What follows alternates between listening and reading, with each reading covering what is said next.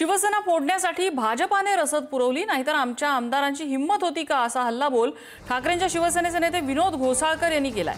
भाजपा आरएसएसच्या बैठकीमध्ये शिवसेना संपवण्याचा कट करण्यात आला होता। बाळासाहेबांच्या निधनानंतरच या कटाची आखणी करण्यात आली असा गंभीर आरोप घोसाळकरांनी केलाय। हिंदुत्वामध्ये वाटेकरी नको अशी भूमिका भाजप नेत्यांनी मांडल्याचंही घोसाळकर म्हणाले। तर बाळासाहेब असल्यापासून शिवसेना संपवायचा भाजपचा कट सुरू होता असं म्हणत अरविंद सावंतांनी सुद्धा घोसाळकरांच्या वक्तव्याला दुजोरा दिलाय।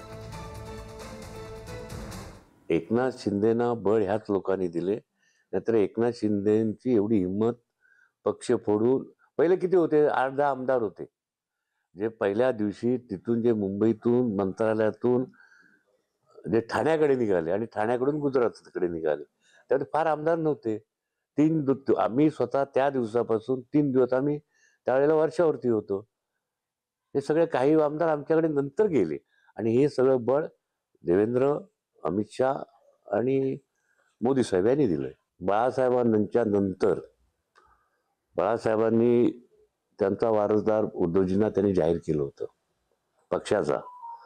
त्याच्यामुळे आम्ही सगळे माननीय उद्धवजींजवळ बरोबर काम करत होतो आणि अशा वेळेला भारतीय जनता पक्षामध्ये 2 प्रवाह होते, मग ते राष्ट्रीय स्वयंसेवक असू द्या किंवा भारतीय जनता पक्षामध्ये, की एक प्रवाहाला असं वाटत होतं की शिवसेनेला आत्ताच दूर करा, कारण शिवसेना ही हिंदुत्वाची मतांची वाटेकरी आहे आणि काही लोकांना असं वाटत होतं की शिवसेनेबरोबर आपण राहिलं पाहिजे आणि ह्याच्यातून त्यांनी शिवसेनेला दूर करण्याचा मार्ग स्वीकारला। वंदनीय शिवसेना प्रमुखांच्या पश्चात शिवसेना संपवायचा कट हा फार पूर्वीपासून डोक्यात किडा होता। गैरसमज नसावा, साहेब असल्यापासून डोक्यात होतं की आज ना उद्या साहेब जेव्हा नसतील तेव्हा काय करायचं हे पहिल्यापासून ठरलेलं होतं।